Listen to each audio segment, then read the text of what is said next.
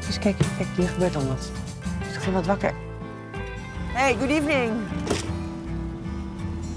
Good evening. Hey, how are you doing? I'm good, how are you?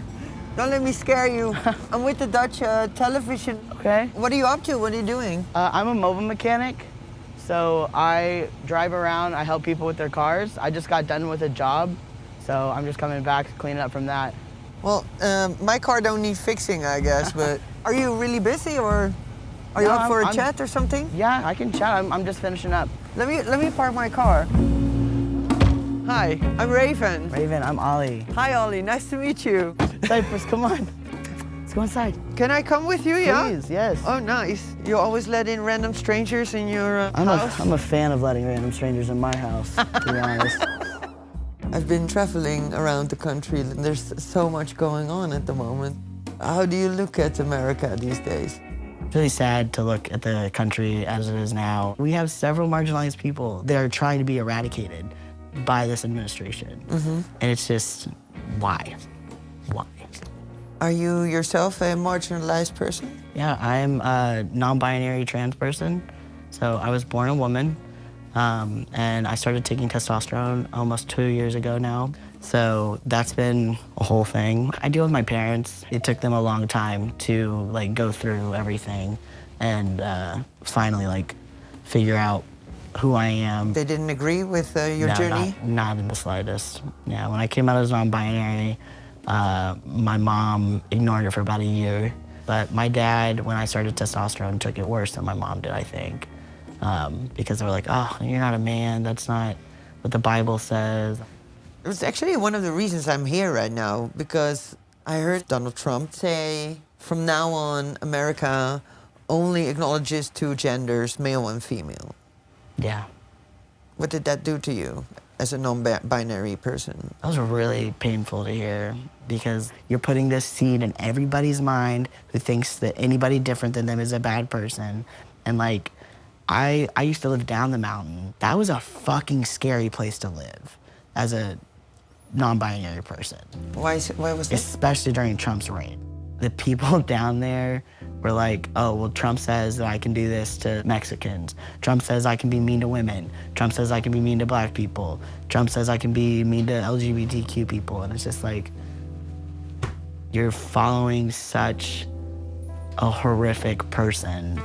If you're different than them, there's very few that will treat you kindly. I myself am also, you could say, a non-binary person. I was born intersex. Yeah. So I identify as that, mainly. I was lucky enough in the Netherlands to officially be documented with an X in my passport. That's awesome. Yes. In North Carolina, it's male or female. They don't acknowledge it. No. I don't know if you've heard about this news in Texas, but they have been taking everybody who has changed their gender marker on their ID or their passport, and they're on a list. What list? Nobody really knows what the list is for. Who's making this list? The government, the Texas government. That's scary. Yeah. I met some Republican Trump voters. I'm not quite sure that the ones that I did meet are really aware of what they voted for. They don't know. They just don't know. They weren't hateful or anything. They were actually kind of understanding of my situation. And Yeah. So my parents voted for Trump. I understand why they voted for Trump because my dad was military. They're both Christians. I like to say they enjoy to be blissfully unaware. And it's just sad. Do they know that with their vote, they're hurting their child? I don't think that they believe that. It's so silly to me that they don't just get it. During my travels, I met a man. He was lobbying for a transgender ban in the military. Yeah. How big do you think this group of people is that thinks that transgender people are like confused or like Delirious. insane? Yeah.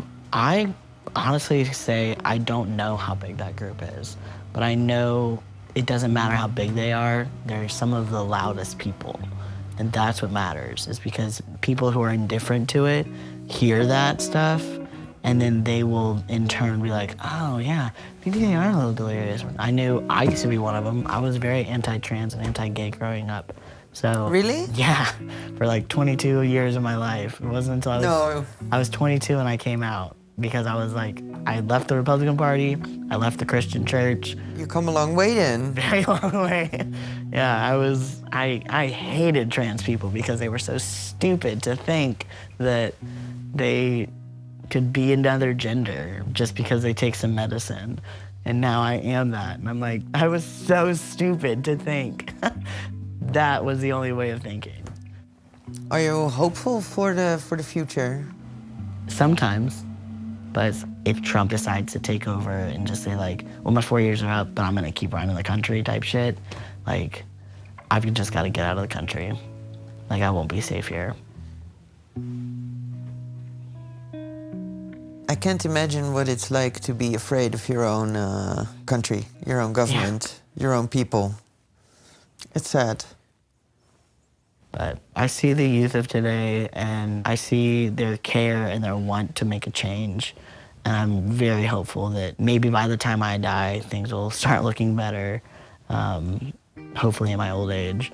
But yeah, there is hope. Okay, well, I'm gonna take a little bit of that hope back with me to the Netherlands. Please. Then. Yes.